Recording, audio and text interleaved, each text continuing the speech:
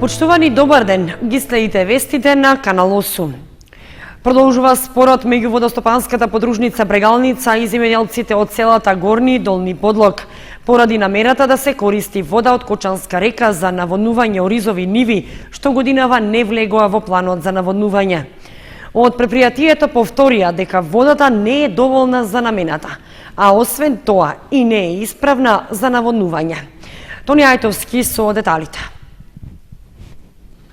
И покрај предупредувањата и преземените превентивни мерки од страна на вработените во водостопанската подружница Брегалница, сопственици на земјоделско земјиште во атарот на селата Горни и Долни Подлог продолжиле со нелегалното прекопување на насипот на Кочанска река и поставување зафат за проточната вода. Минатата недела таквиот обид привремено беше спречен, но одговорните за каналската мрежа во овој дел од полето забележале оти каналот повторно е ископан. Опасноста од неконтролираното излевање на водата, особено после поројни дождови како што имаше во понеделникот попладне, може да предизвика поплавување и оштетување на земјоделските површини што наместо со ориз годинава се засејани со други култури, рекоа од водостопанското предпријатие. Денес ова што е направено е вон сите норми за одржување на река и на речно корито. Ние како водостопанство се грижиме да ги одржиме реките, да не дојде до нивно излевање и да не дојде до заплавување на самите површини. Овие луѓе тука, не знам со која памет го ова прават, стварат рак рана на самата река. Атанасов додаде дека донесениот годишен план за наводнување што се однесува и на оризовите површини мора доследно да се почитува, за да се обезбеди доволно вода за сите водокорисници. Неовластеното прекопување на речните корита и нелегалното копање канали за наводнување на ниви на истата локација беше забележено минатата недела. Тогаш од водостопанство рекоа дека наводнувањето на нивите што не се влезени во годишниот план носи правни последици, па ваквите случаи се пријавуваат кај надлежните инспекцијски органи, кои треба да ги санкционираат. Ние веднаш првиот пат пријавивме, меѓутоа од надлежниот инспектор Савка бевме информирани дека таа не е надлежна за ова, а исто така имаме пријавено и до Скопје и се надеваме дека во утрешниот ден ќе ни дојдат соодветните инспекции за да ги преземат своите мерки од свој аспект. Пред една недела земјоделците од Горни Подлог се пожалија дека нивните површини планирани за сеидба со ориз неправедно се одбиени од планот за наводнување, поради што сами изградили канал. Едини полиња од цела општина кои не се застапени со една бразда ориз.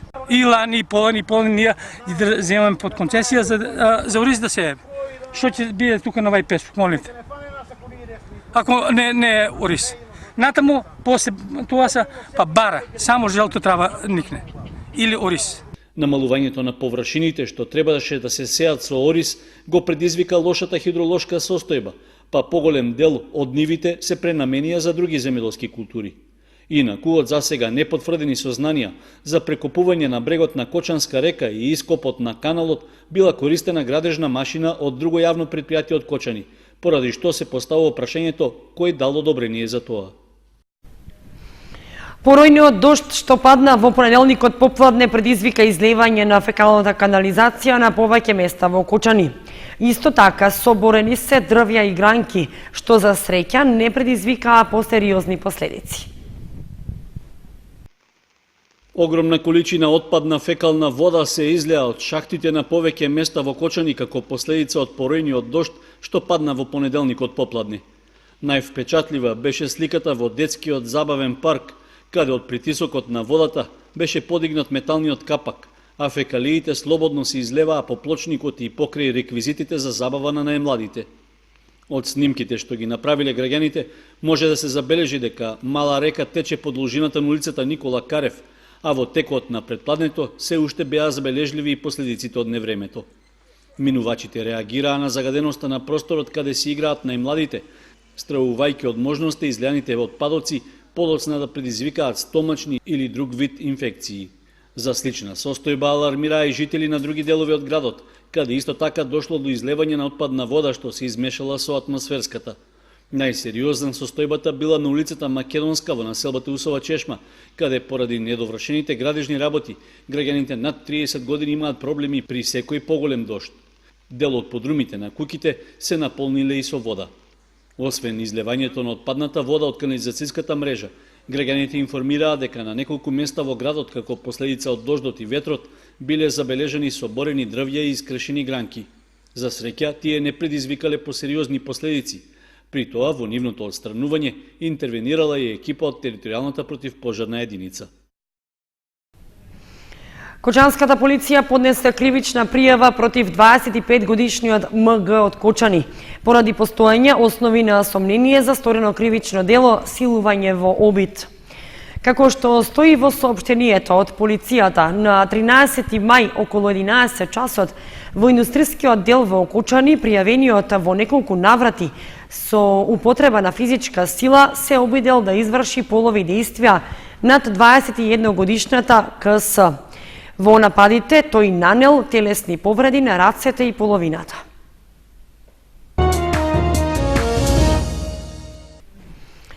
Осумте регионални и републичката ревија на музика, песни и ора на пензионерите на Македонија се прогласени за национален интерес во областа на културата на Република Македонија.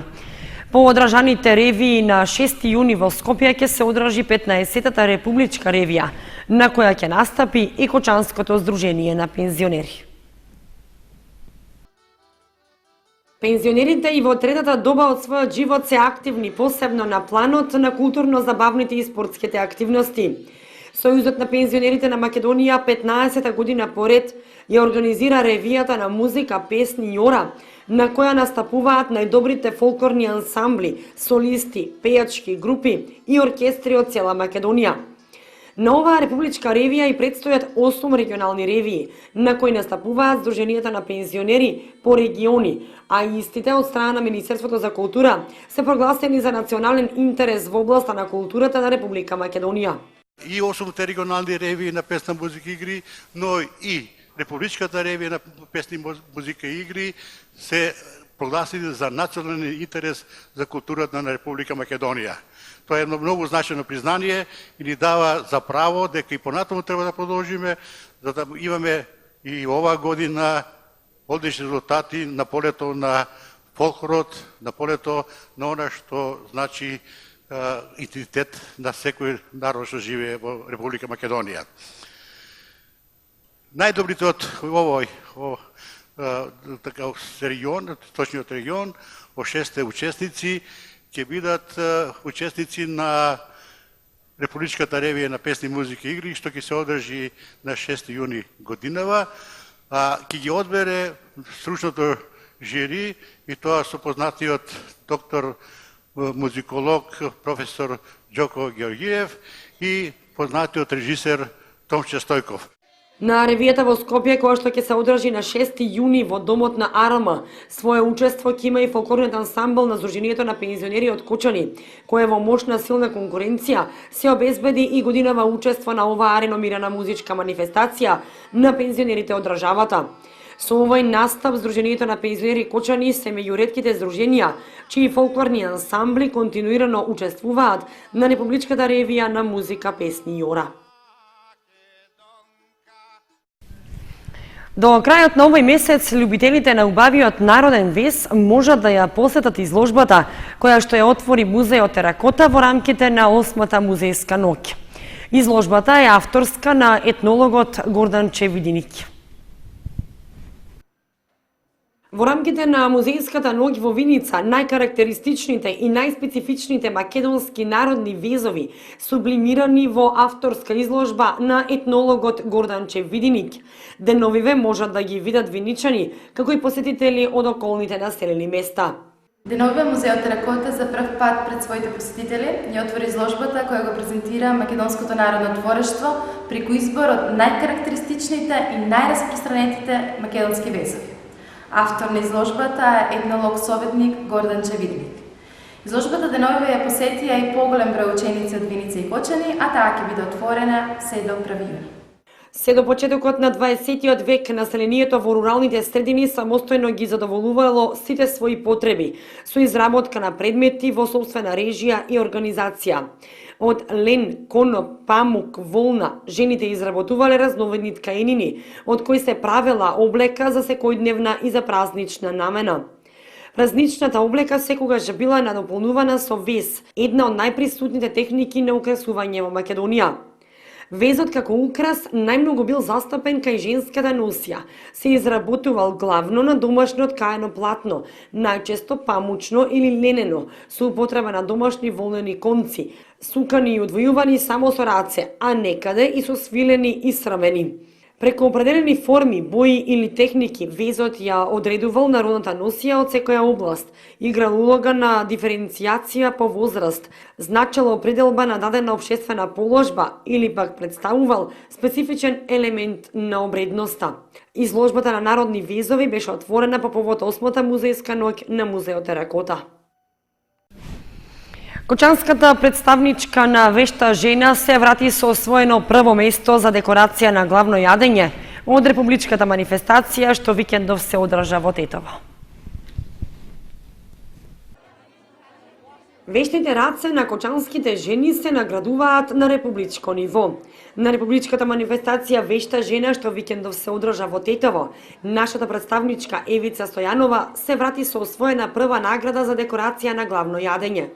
Со темата Мало кралство, Стојанова беше победник на општинската манифестација Вешта жена во Кочани, со што обезбеди пласман за учество и представување на градот на републичката манифестација во Тетово.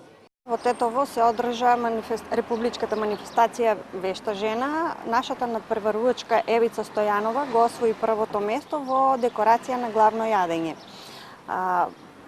Оваа година во жирите имавме и представничка од Кочани, Вешта жена, што се надпреваруваше многу години уназад.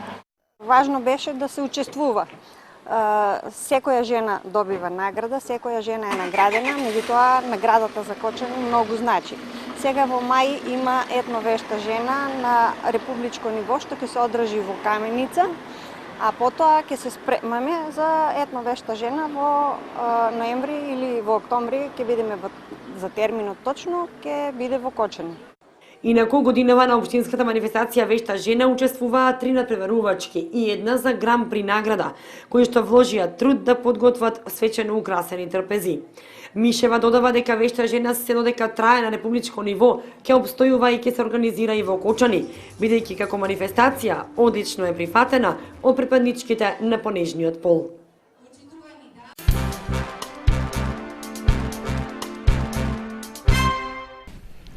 Продукцијата Профи Медиум од Кочани го организираше првиот фестивал на песна за деца и млади под називот Еден идол, што се одржа во Крушево. Според одлуката на жири комисијата на фестивалот победи Магдалена Николова од Виница. За прв пат годинава Крушево беше домакин на фестивалот на детска песна Еден идол, што се организира во спомен на големата македонска звезда Тоше Проевски. На манифестацијата учествуваа 12 надпреварувачи во 3 возрастни категории, од кои дел беа учесници и на неодамно одржаниот 6-ти фестивал Музички бранови во Кочани. Учесниците во Крушево исполнија 12 нови песнички посветени на татковината, семејството и природата. Иако сите композиции беа одлични и присутната публика уживаше во нивната изведба, сепак, според жири комисијата, победник на првиот фестивал е Магдалена Николова од Виница. И покрај големата конкуренција, оваа вечер имав среќа да бидам најдобра во изведбата на овој фестивал и да ја добијам првата награда, зашто жирито, комисијата мислеше дека сум најемотивна и затоа ја добив првата награда. Организатор на фестивалот Еден идол во Крушево беше Профи Медиум продукција од Кочани, со подршка од фондацијата Тоше Проевски, како и од локалните самоуправи на Кочани и Крушево. Свој придонес дадоа и наставниците и професорите од основното и средното образование во градот домакин. Инаку Профи Медиум веќе има искуство во слични настани, со оглед што 6 години поред го организира и фестивалот Музички бранови, што од минатата година стана меѓународен. Клубот за планинарски спортови Москито од Кучани го реализираше маршот на вравовите Чупино и Бел камен на планината Плачковица. Турата се смета за една од полесните и од рекреативен карактер, а покрај планинари од Кучани имаше и гости од Куманово и Виница. Реализирајќи го годишниот план за активности, Клубот за планинарски спортови Москито успешно го спроведе најавениот планинарски марш на Плачковица. Одличните временски услови им одеа во прилог на 13-те планинари, членови на клубот од Кочани, како и гости од Виница и Куманово. Патеката, долга околу 22 километри, тие ја поминаа за околу 7 часа, при што немаа поголеми проблеми. Со оглед што турата се смета за една од полесните, пешачењето од врвовите Чупино и Белкамен, кои се едни од повисоките на Плачковица, им овозможи на учесниците да уживаат во искачувањето. Питомата природа на нашата планина им нудила одлична рекреација, но и можност за берење див лук и одмор на пролетното сонце. За идниот викенд пак од Москито најавуваат уште еден планинарски марш, што ќе се реализира низ Осоговските планини со искачување на врвот Китка. Се работи за патека долга 37 километри во двата правци, а собирното место за тргнување е плоштадот во Кочани, од каде со автомобили ќе се оди до местноста Крушка, каде што ќе започне турата. За сите учесници е обезбедено планинарско гравче во манастирот во селото Небојани. Заинтересираните за учество на маршот треба да се пријават кај председателот на клубот за планинарски спортови Круме Цеков.